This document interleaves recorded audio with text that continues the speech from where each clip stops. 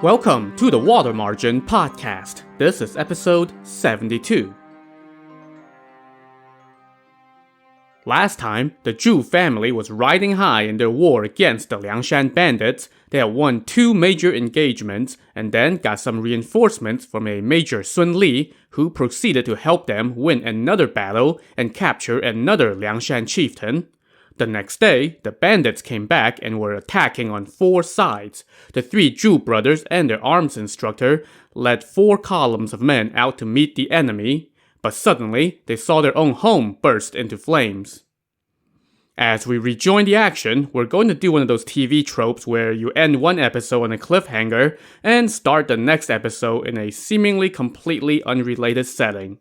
We're going back in time to more than a month earlier, and we are no longer outside the Zhu family manor. Instead, we're at the beach, or thereabouts. On the eastern coast of Shandong province, there was a prefecture called Dengzhou. Outside the prefectural seat, there was a mountain that was filled with wild animals that often attacked people.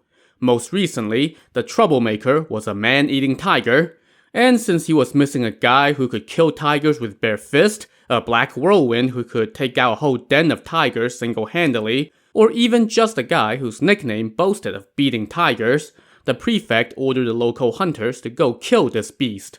Even the families that lived around the mountain had to join the effort, and they all risked receiving canings if they failed to deliver.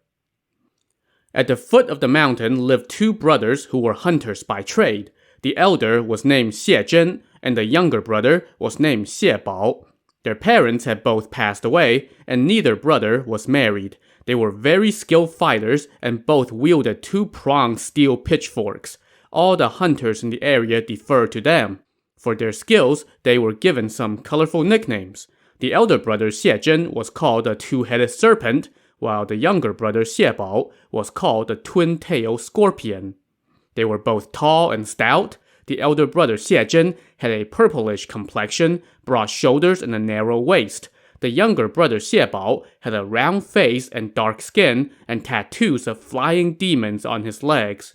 When possessed by anger, he was inclined to pull up trees, shake mountains, and turn the earth and sky upside down. So, stay on these guys' good side.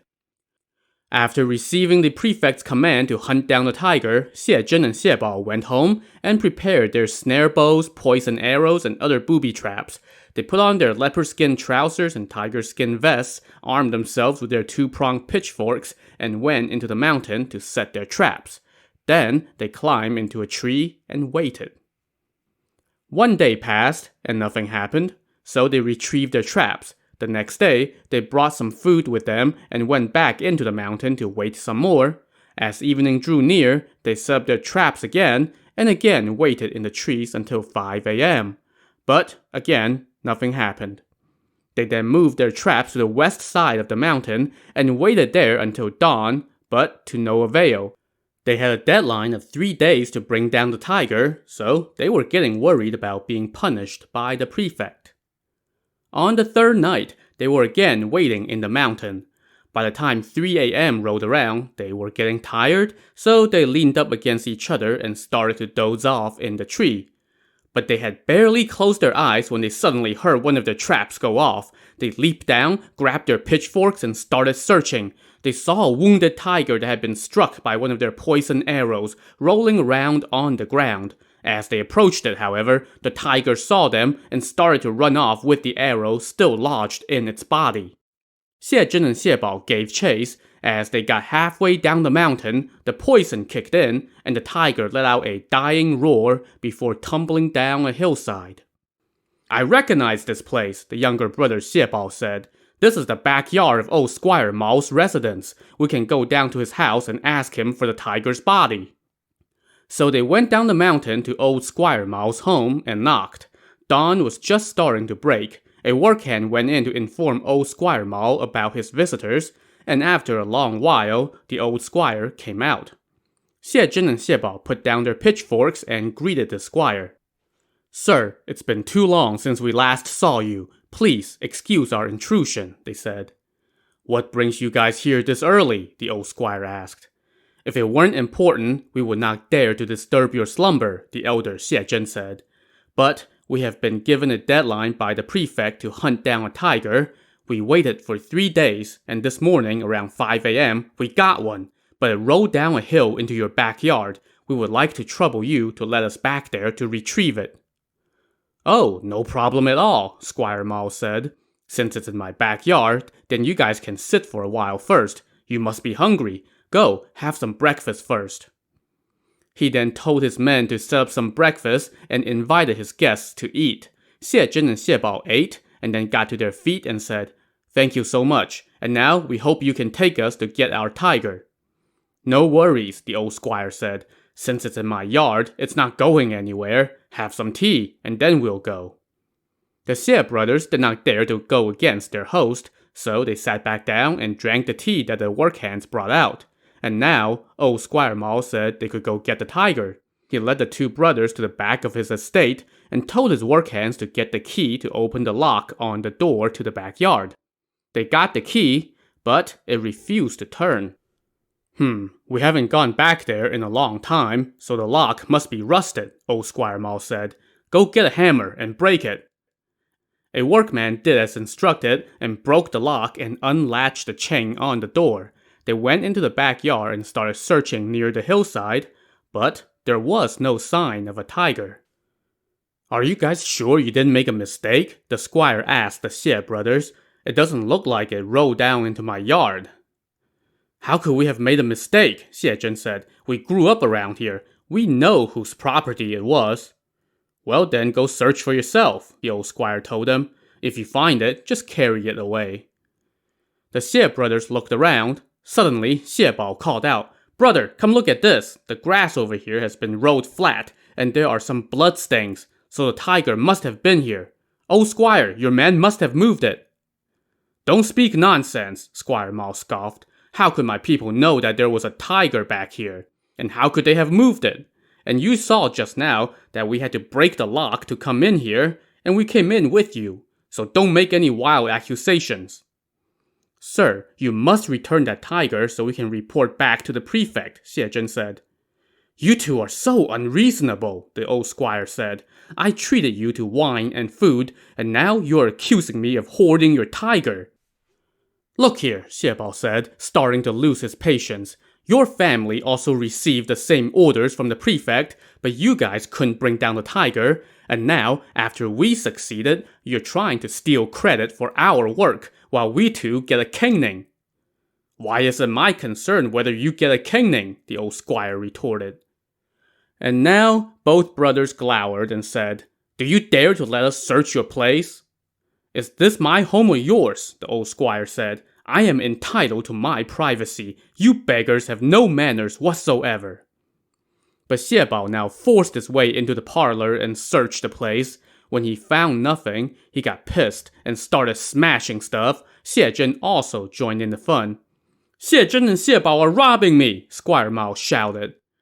After smashing some tables and chairs, Xie Zhen and Xie Bao saw that the squire's men were all prepared for trouble, so they stomped out while cursing. "You stole our tiger! We'll see you in court!"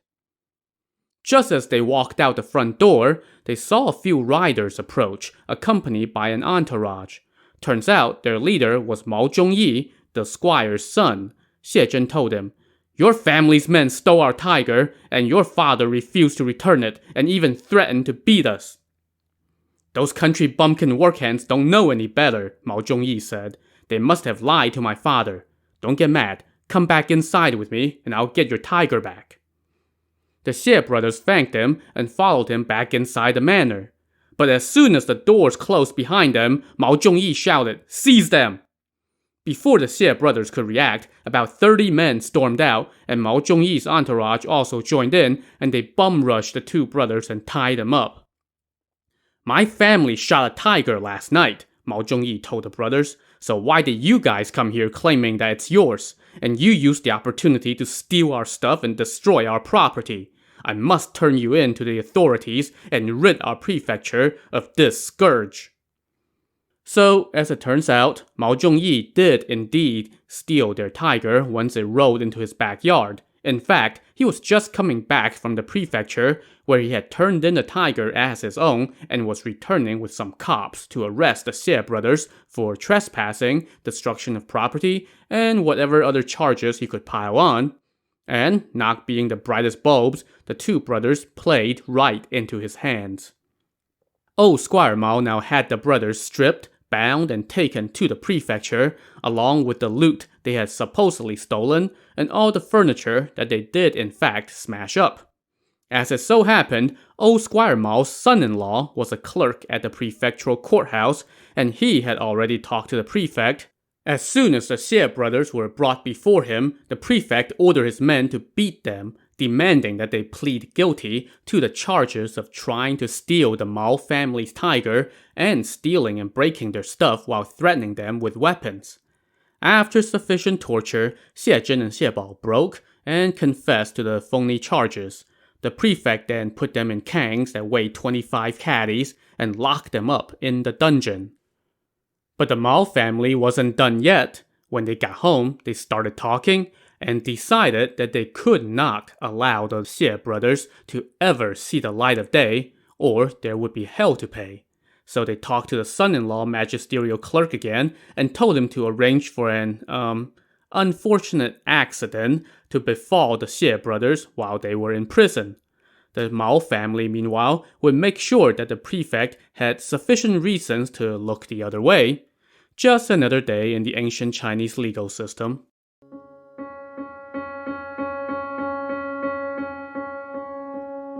After they were dragged into prison, the Xie brothers were first taken to see the warden. Now, this warden had some fresh silver from old Squire Mao rattling in his pocket, so we know how this was gonna go. As the jailer brought the new prisoners over and told them to kneel, the warden barked, "So, you two are the ones they call the two-headed serpent and the twin-tailed scorpion?" "Those are just some nicknames people gave us," said Xie Zhen, the elder brother. "We have never harmed any good people." Well, you two animals are in my hands now. I'm gonna chop off one of your serpent heads and one of your scorpion tails. Men, take them to the dungeon." A jailer brought the Xie brothers to their cells. When no one else was around, this jailer whispered to them, "Hey, do you guys recognize me? I'm your brother's wife's brother." "But we don't have any other brothers. It's just the two of us," Xie Zhen said. "Are you not Major Sun Li's brothers?"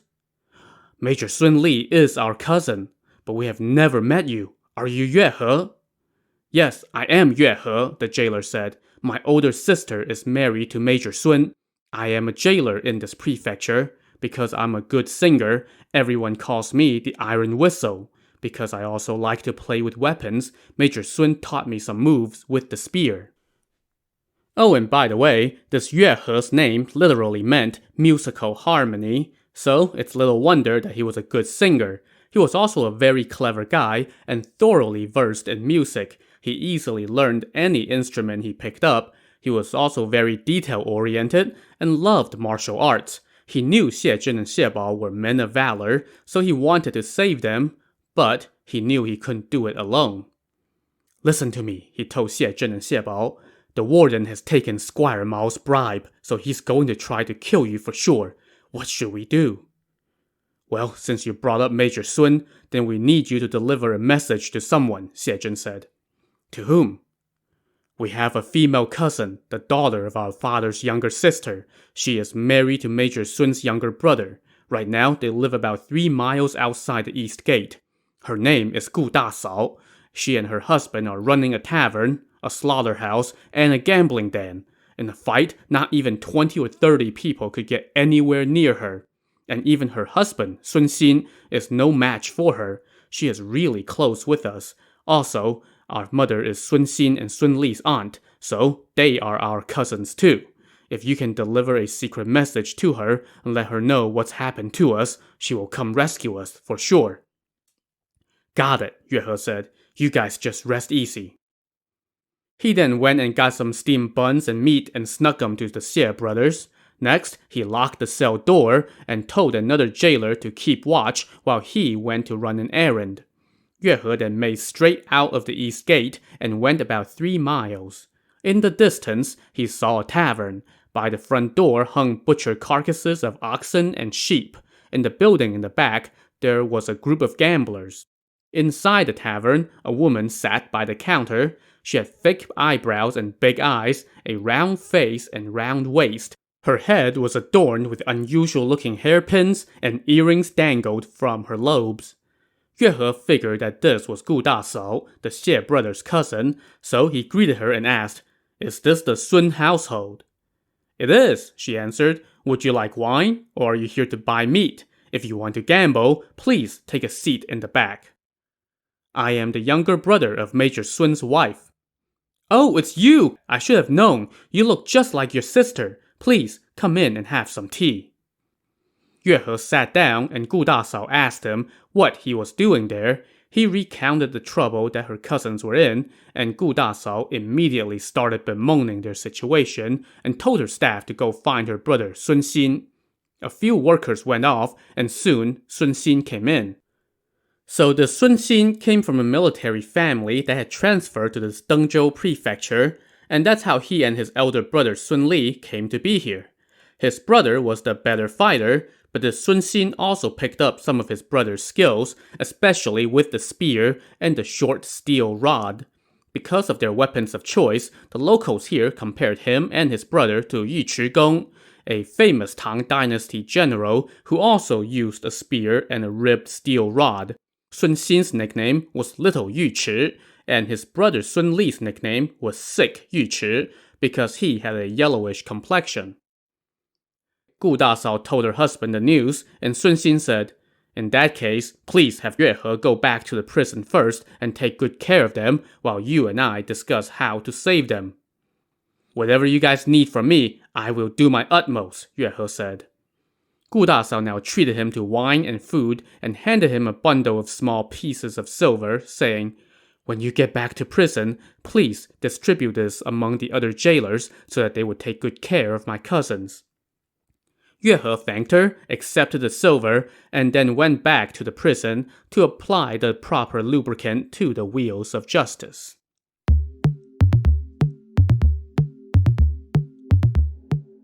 Meanwhile, Gu Dasao asked her husband Sun Xin if he had any ideas for how to save her cousins, and he told her, "That old Squire Mao has money and connections. He is afraid that if your cousins get out, they would go settle the score with him, so he must be dead set on killing them in prison.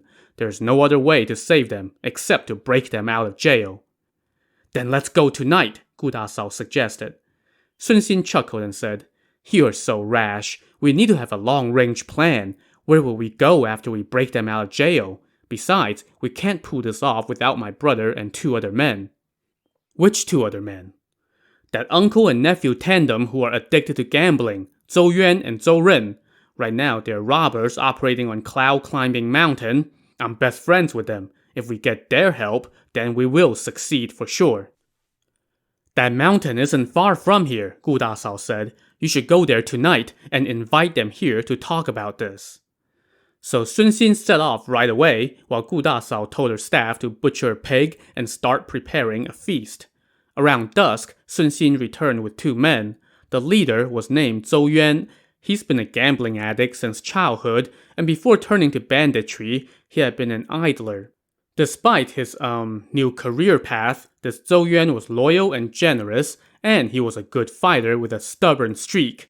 On the Jianghu scene, they called him the Dragon from the Forest. The other man was Zhou Yuan's nephew, but he was actually about the same age as his uncle. His name was Zhou Ren. He also resembled his uncle in appearance. He was born with a tumor on the back of his head, so everyone called him the One-Horned Dragon. When he got into heated arguments, he would often headbutt people. One day, as he was doing this, he rammed his head into a pine tree and snapped the tree in 2. Once these guys were introduced, Gu Dasao invited them to the back room and told them what the mission was. Zhou Yuan told her, "Even though my gang has about 90 people, only 20 of them are trustworthy. Once we do this job, we won't be able to stay here anymore." Zhou Yuan then laid out a plan for what to do after the prison break, and Gu Dasao declared, "That's perfect. If anyone dares to say no, I will run them through with a spear." But there's another thing to worry about, Zhou Yuan said. If we do save them, we will probably have some troops from the prefecture coming after us. What should we do? That prompted another round of discussion, and soon they had a plan. They then drank for half the night, and Zhou Yuan and Zhou Ren stayed at the tavern.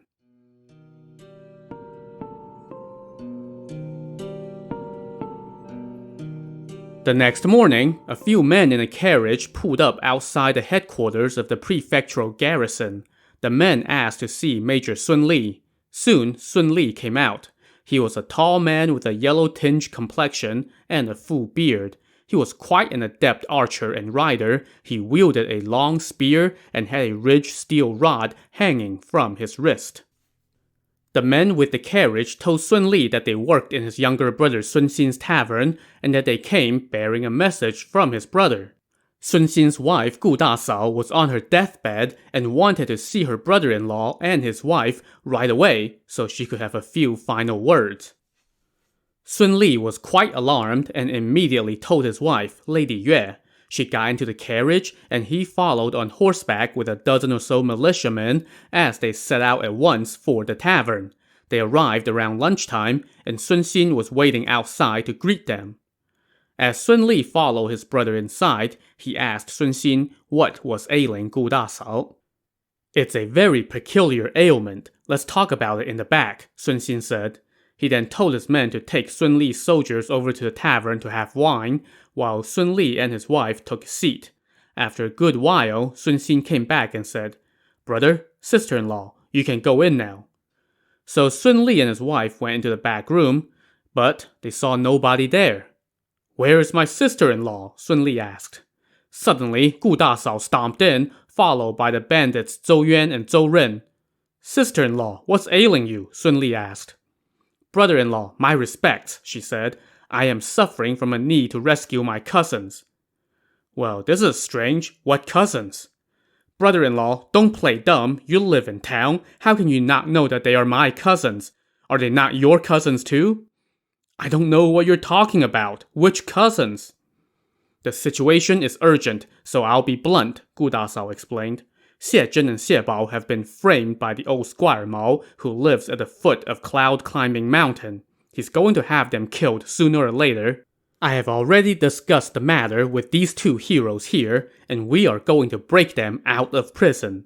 But once this thing blows up, I'm afraid it might cause trouble for you, so I pretended to be sick to bring you here to tell you.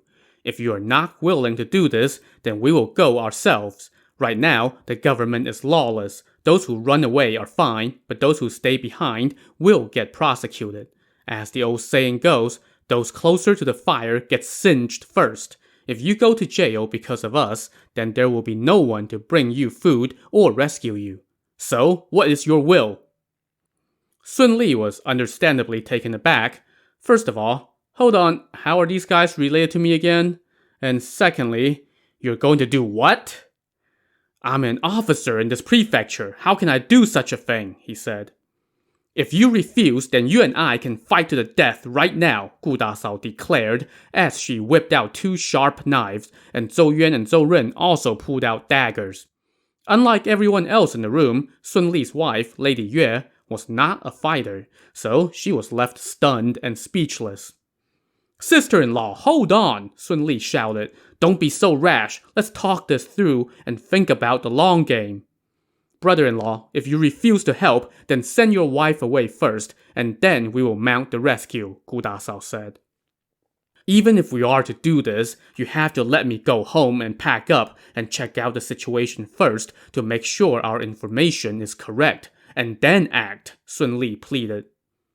"Your brother-in-law Yue He was the one who alerted us," Gu Dasao said. "We can mount the rescue and pack at the same time." Left with no wiggle room, Sun Li sighed and said, "Since all of you are committed, how can I refuse? Otherwise, I will end up going to jail because of you." "Fine. We'll do as you planned." To see where this plan will lead, tune in to the next episode of the Water Margin podcast. Also on the next episode, we'll see how this little detour dovetails back into Song Jiang's war against the Zhu family. So join us next time. Thanks for listening.